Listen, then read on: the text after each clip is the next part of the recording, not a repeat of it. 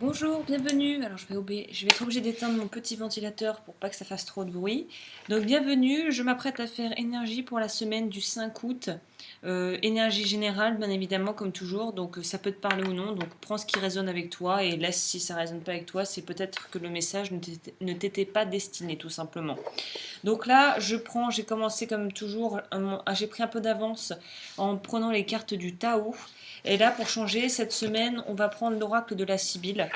Donc bon, le dessous du paquet est plutôt sympa, hein, la joie. Et on va voir ce que les cartes ont à nous dire pour donc cette semaine du 5 août.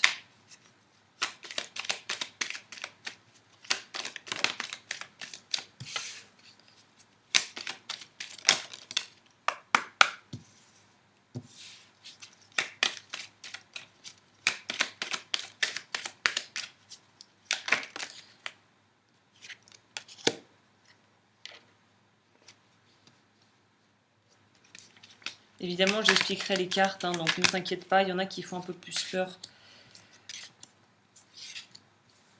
Waouh, ok. Bon, bon, ok.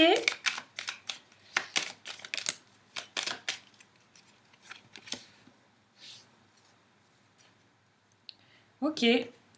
Bon les amis, on va passer une semaine, on va passer une semaine très très sympathique, je pense.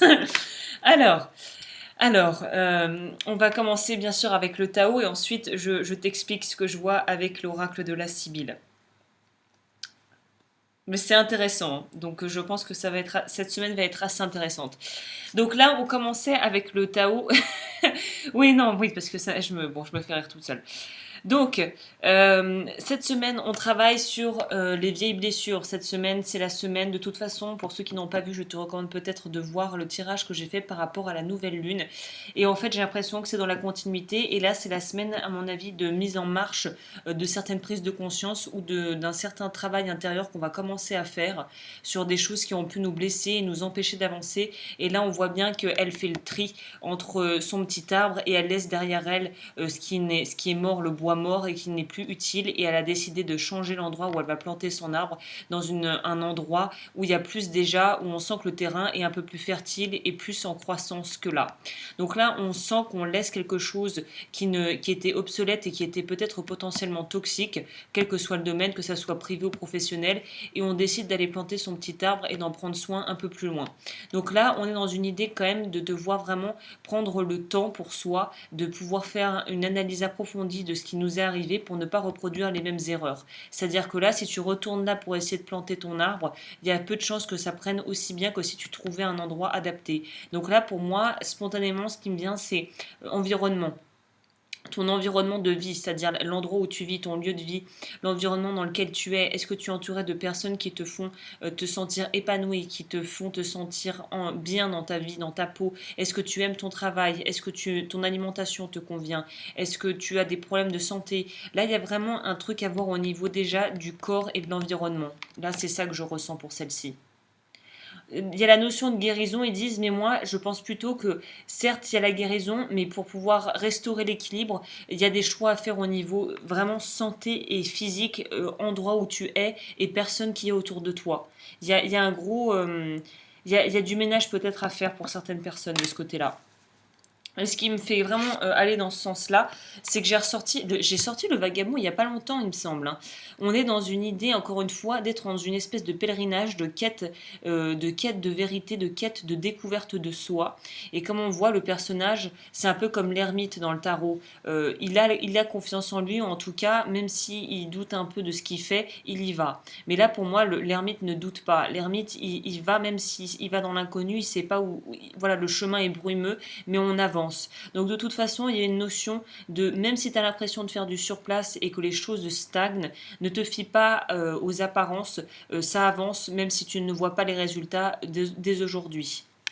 Et ce qui me fait dire ça, c'est que derrière, on a la difficulté initiale, mais qui pour moi est quand même une carte qui peut être un petit peu à double tranchant, mais qui dans le fond est une carte éminemment positive, puisque là, on sent que le fait de travailler sur soi et de travailler sur potentiellement des blessures et des choses qui ne fonctionnent plus dans nos vies, on va pouvoir donner, quelque part, renaître à soi-même avec une vision des choses très différente. Sauf que là, on en est peut-être, après ça dépend de l'avancement de chacun dans sa propre vie, dans son évolution et dans son parcours, mais là, pour moi, on est dans quelque chose où on est comme un petit bébé qui sort, et c'est très intéressant parce que j'ai sorti la carte de l'innocence où tu vois il y a aussi un enfant.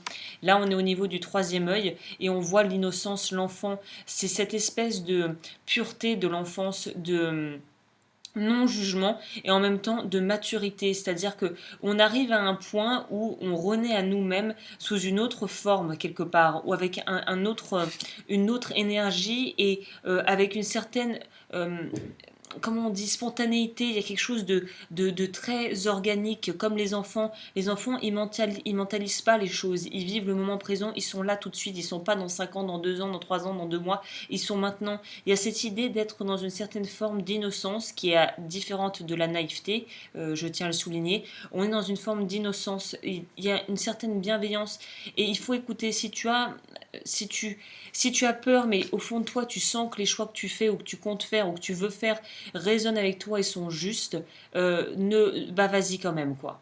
Après, il faut bien réfléchir quand même. Mais là, justement, les notions, il ne faut pas trop réfléchir. Écoute, si tu sens que c'est bon, si dans ton corps tu sens que c'est bon, l'outil du lourd léger, je te ramène à une vidéo que j'ai faite sur le passé dans la playlist les outils de développement personnel, lourd ou léger. Si c'est lourd, si tu demandes à ton corps, est-ce que c'est lourd ou léger? Est-ce que c'est une contribution pour mon corps ou pas? Et là, si c'est lourd, c'est que c'est quelque chose qui est potentiellement où tu es dans le mensonge. Et si c'est léger, c'est que tu es plus dans ta vérité. Donc voilà, je ne rentrerai pas ici dans les détails, mais l'outil lourd léger, c'est super. Et là, on te dit d'être vraiment accepte le fait d'être peut-être très vulnérable et d'être complètement inéquipé pour pour ce que tu es en train de vivre, parce que justement, tu vas apprendre à développer les outils au fur et à mesure. Là, tu sors de ta coquille et on n'apprend pas à vivre en un jour. Donc là, on est dans une idée de un renouveau qui apporte forcément des endroits où on va peut-être avoir des lacunes, où on ne sera pas équipé, parce que c'est quelque chose de tellement nouveau auquel on n'est pas habitué, qu'on va devoir apprendre justement, et ça prend du temps. Ça prend du temps, donc il va falloir être persévérant. Là, on a quelque chose avec les enfants. On voit elle aussi qu'elle est enceinte, elle est en gestation de quelque chose. On a l'enfant qui sort de sa coquille, qui pourrait être là, toi du coup, la personne concernée, ou peut-être que c'est un projet qui est en marche aussi. Ça peut être ça. Il y a quelque chose que tu as mis en marche, ou tout simplement une naissance, ou voilà, peut-être que certaines femmes qui me regardent sont enceintes. En tout cas, il y a une idée de vraiment devoir connecter et accepter la partie enfant en nous, mais la partie vulnérable qui n'a pas quelque part d'ego, qui est délestée de ce poids qui est d'avoir un ego et un mental. On est dans une certaine forme de pureté et d'honnêteté vis-à-vis de soi-même. Et là, on te dit que les choses que tu es en train de mettre en place qui vont porter leurs fruits et qui vont te pousser à avancer et qui vont te pousser à te développer et peut-être à changer aussi ton mode de vie et à changer ce qui t'empêche de guérir profondément, et bien là, il va falloir être assez patient parce que ça va pas se faire du jour au lendemain. On n'apprend pas à marcher en un jour. Tu vois bien les enfants quand ils commencent à marcher, ils marchent, ils s'emballent le petit, boum, ils se cassent la gueule. Ben là, on est là-dedans. On n'apprend pas à marcher en un jour et là, il faut clairement, il y a quelque chose qu'il faut presque réapprendre à faire, quoi. Inexpérience, c'est ça, on est inexpérimenté par rapport à ce que la vie est en train de nous proposer comme changement. Et gagner de l'expérience prend du temps. Et ce qui est intéressant, c'est que derrière, on a la modestie, donc simplicité, respect de soi, sincérité, respectabilité. Et on a pour ma part, que je trouve une des plus belles cartes du Tao, c'est la vérité intérieure. Donc tout ce que tu es en train de vivre, ça va te permettre en fait de gagner non seulement en humilité, mais de faire beaucoup plus simple, d'aller à l'essentiel. Plus de drama, comme on dit en anglais, plus de scènes de théâtre, de scènes de ménage. Là, on va à l'essentiel et on veut trouver sa vérité, on veut trouver la sagesse du cœur. Il y a cette idée de là, c'est pas le mental qu'il faut mettre en avant et qu'il faut vraiment utiliser pour faire ses prises de décision, c'est justement tout sauf le mental. Là, il faut écouter ses tripes, il faut écouter son cœur et son instinct. Alors je me marrais parce que du coup, la Sibylle, bon, ça va nous donner un complément d'information pour la semaine, mais là pour la Sibylle, on sent vraiment qu'il y a des obstacles. Alors il y en a qui sont en passe d'être justement surpassés et il y en a d'autres qui sont vraiment présents. Il y a quand même une lourdeur. Donc là, on a vraiment, il y a quelque chose qu'on a du mal à lâcher, qu'on sait qu'il faut qu'on lâche, que ça soit une relation toxique, que ça soit un boulot toxique, que ça soit un mode de vie qui ne convient plus par rapport à qui l'on est aujourd'hui, présentement, ou peut-être en famille, mais là je vois pas des trucs en famille, je vois vraiment que c'est par rapport à toi-même. Il y a du changement interne à faire pour toi avant toute chose. Donc là, on est dans une idée de se sentir bloqué. C'est marrant parce que j'ai aussi tiré l'attente avec la Sibylle. Et là, l'attente, en fait, ça te fait te sentir. Il y a quelque chose qui te fait te sentir probablement impuissant. Tu as l'impression de subir les coups du sort. Pour moi, là, l'ennemi, dans ce sens-là, ce sont les obstacles qui peuvent se présenter dans ta vie présentement. Là, on sent que tu te sens passif, que tu as l'impression de subir. Là, on sent que tu es potentiellement, je pense, dans un sentiment de victimisation. Là, on se sent complètement bloqué par peut-être par un choix du passé qu'on a fait ou qu'on vient de faire. Là, on sent qu'on se sent... Il y a quelque chose qui bloque, quoi. Sauf que comme tu peux le voir dans cette carte, je ne sais pas si on pourra bien voir, on voit qu'il y a une chaîne, certes, que la porte est là. Mais on ne sait pas s'il est vraiment enchaîné, le monsieur. On ne sait pas s'il est enchaîné ou si c'est juste une chaîne qui pense, si c'est juste quelque chose qui t'enchaîne mentalement et psychologiquement. Mais là, on ne voit pas qu'il y a vraiment une menotte à son poignet. Donc pour moi, on est dans quelque chose où il faut que tu arrives à te distancer, prendre du recul, voir les choses avec plus de sagesse pour comprendre que si quelque chose te donne l'impression d'être dans une voie sans issue, tu as toujours le choix. On a toujours le choix. Ça peut paraître un peu bête de dire ça, mais il y a toujours le choix. Soit de rester comme ça, soit de décider de sortir et de quitter cet endroit. Donc là, pour moi, on est dans une idée il faut essayer d'apprendre à sortir de cette passivité pour pouvoir se remettre en mouvement. Ok ? La chose qui est positive, c'est que prendre de la hauteur et du recul par rapport à ce que tu es en train de vivre et prendre les choses un peu moins avec un peu moins de sérieux, être un peu plus léger dans la façon dans la démarche et aussi étudier peut-être quelque chose, être dans une certaine forme d'apprentissage de soi et apprendre à se connaître. Je dirais que là, c'est apprendre à se connaître et pouvoir prendre du recul par rapport aux événements va te permettre de déjouer les plans peut-être de certaines personnes mal intentionnées autour de toi qui pourraient en vouloir à ta liberté de mouvement. Donc là, c'est pas forcément une femme, mais ça pourrait. Mais en tout cas, c'est quelqu'un qui a une énergie féminine, une énergie yin très forte. Donc c'est quelqu'un qui pourrait avoir une emprise sur toi, mais qui va, comme pour moi là, la carte à l'envers, c'est que tu sors de cette emprise en t'éduquant et en apprenant à te connaître pour plus reproduire les mêmes erreurs. Et là, on te dit que prendre de la hauteur par rapport aux choses va grandement t'aider à avancer. Et en plus, ouais, parce que elle est là, mais elle perd de son pouvoir, cette personne un peu mal intentionnée qu'il y a dans ton entourage. Parce que toi, tu t'éduques. Et vu que tu t'éduques et que tu apprends à te connaître et que tu sais qu'il y a des choses qu'il faut guérir pour pouvoir avancer, cette personne a moins de pouvoir sur toi, mais elle a quand même encore de l'emprise sur toi. Donc continue à apprendre à te connaître et arrive à prendre de la hauteur par rapport à ce qui pourrait te bloquer là. Parce que tu as clairement les capacités à l'intérieur de toi. C'est pas pour rien peut-être que tu as quelqu'un autour de toi qui phagocyte ton temps et ton énergie. Tu as des ressources intérieures que cette personne envie. Tu as une richesse intérieure qu'elle n'a pas et qu'elle veut en fait. Et là, on est encore dans cette idée de devoir être honnête avec soi-même. Il faut que tu sois honnête avec toi-même parce que si tu n'es pas honnête, tu pourrais avoir de mauvaises surprises en fait. Il y a une idée il faut être tout à fait transparent avec soi-même. Et ça, pour moi, c'est le fait d'être hypocrite vis-à-vis de soi-même. On te demande de sortir de ça pour aller vers l'honnêteté. On te demande d'être vraiment transparent vis-à-vis de toi-même et de faire preuve de sagesse, de vraiment être à l'écoute de tes besoins et de ton corps.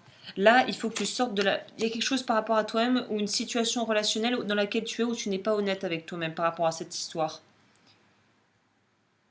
Ou alors, option numéro 2, ça peut être un homme ou une femme que tu portes en estime, que tu pourrais presque voir comme un mentor, qui est quelqu'un en fait qui n'est absolument pas de bon conseil. Et du coup, là, il faudrait plutôt essayer de s'en éloigner. Hein. Et on sent que c'est lourd, hein. C'est pour ça que ça me faisait rigoler. C'est pas drôle, mais bon, vaut mieux rire que pleurer. Mais bon, voilà, le trio d'enfer, là, on sent encore cette espèce de désespoir latent et ces regrets, cette mélancolie, cette culpabilité. Peut-être qu'il y en a qui sont dans des relations d'emprise avec des personnes proches d'elles, que ce soit familiale ou relationnelle, ton ou ta partenaire de vie. Peut-être que tu es en train de te rendre compte que ça ne te convient plus, que pour évoluer dans ta propre vie, il faut que tu te remettes en route et du coup que ça voudrait dire quitter certaines choses de ton passé et certaines personnes. Et là, vraiment, moi, je te recommande de suivre ton cœur. Enfin, là, plutôt tes tripes, quoi. Vraiment, là, c'est. Là, faut couper, hein. Faut couper court avec ce qui te rend malheureux, hein, ou malheureuse. Parce qu'il y a un truc qui plombe, là. Il y a quelque chose qui, cette semaine, en tout cas, qui va ressortir, ou ça va revenir sur la table et qui te plombe. Et même, je dirais, qui te fatigue physiquement, quoi. C'est quelque chose qui vraiment, qui bouffe ton énergie, quoi. Et là, on te demande au contraire, pour moi, dans ce sens-là, là, dans ce tirage-là, tu vois, la jeune femme, ça pourrait être aussi un jeune homme, hein, c'est pas forcément une femme, mais là, pour moi, c'est l'énergie qu'il faut que tu sois. C'est pour moi, ça représente un peu l'équivalent de l'impératrice dans le tarot. On a besoin de retourner dans cette force de vie créative pour pouvoir aller de l'avant. Là, on te demande de retrouver une certaine forme de jeunesse, d'entrain et de confiance en soi. Mais avant de pouvoir avoir ça, il faut déjà prendre du repos et vraiment te reposer. Parce que ça mouline là, hein. Ça mouline, ça mouline, ça mouline, ça mouline. Il y a quelque chose, à mon avis, pour pas mal d'entre nous, d'entre vous, il y a quelque chose avec lequel il faut clairement qu'on coupe, hein. Si on veut avancer, nous, il faut qu'on lâche des trucs et qu'on se remette en mouvement, hein. Pour moi, c'est évident. Et il faut aussi avoir cette bienveillance, cette compassion vis-à-vis de soi-même parce qu'on sent qu'on est en train de renaître, on sent qu'on est en train de lâcher des choses et qu'il y a des choix à faire. Mais après, faire les choix, c'est une chose. Déjà, c'est très courageux. Mais ensuite, il faut apprendre à marcher. Et apprendre à marcher, ça se fait pas en 2 jours. Donc là, c'est vraiment un travail de fond, c'est comme un marathon de fond où il faut accepter que ça va prendre du temps et que pour aller plus rapidement et que ça se fasse avec plus d'aisance, il faut être honnête avec soi-même. Il faut être vraiment connecté avec ses vrais désirs et ses vraies aspirations profondes. Et il faut dégager tout ce qui ne te permet pas pour éviter les mauvaises surprises, il faut dégager tout ce qui n'est pas honnête. Tout ce qui n'est pas honnête et toutes les personnes qui peuvent être potentiellement vraiment un poids dans ta vie, quoi. Là, il faut s'en débarrasser, hein. Bon, on va prendre un énergie de guérison, peut-être, vu la...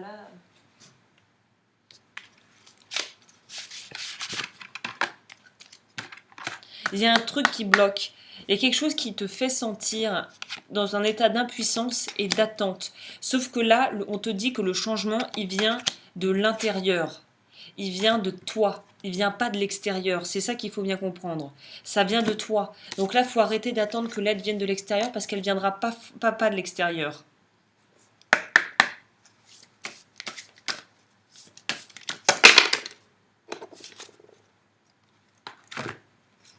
Actif.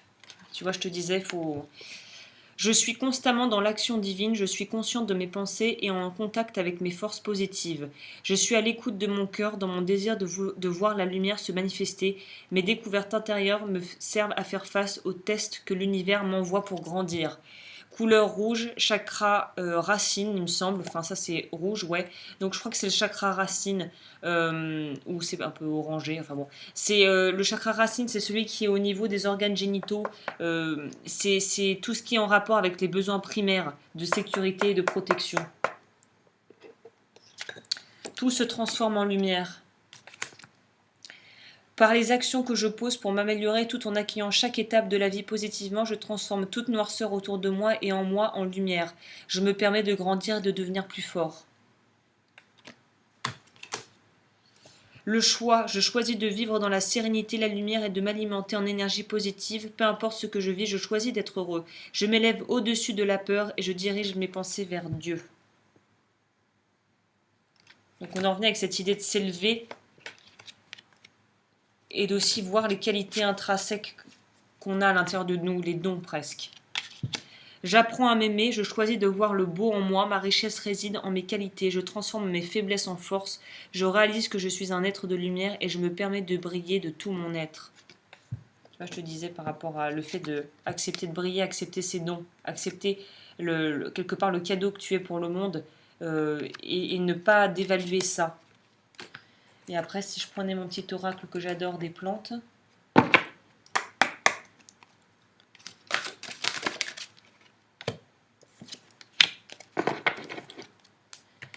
il y a en ce moment même une énergie qui vous guérit. Laissez-la agir sur vous et votre vie. T'es dans ça. Cette semaine, c'est guérison pour tout le monde. Hey! Et la deuxième, vous êtes épanoui d'une générosité infinie. Laissez-vous aller au plaisir de la vie.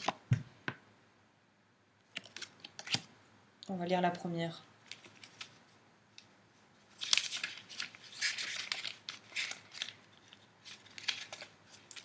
Alors la première, c'est la vigne.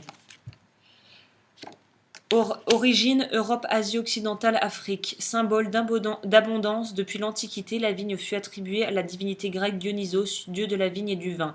L'énergie de cette plante est vive et empreinte de sagesse. Message.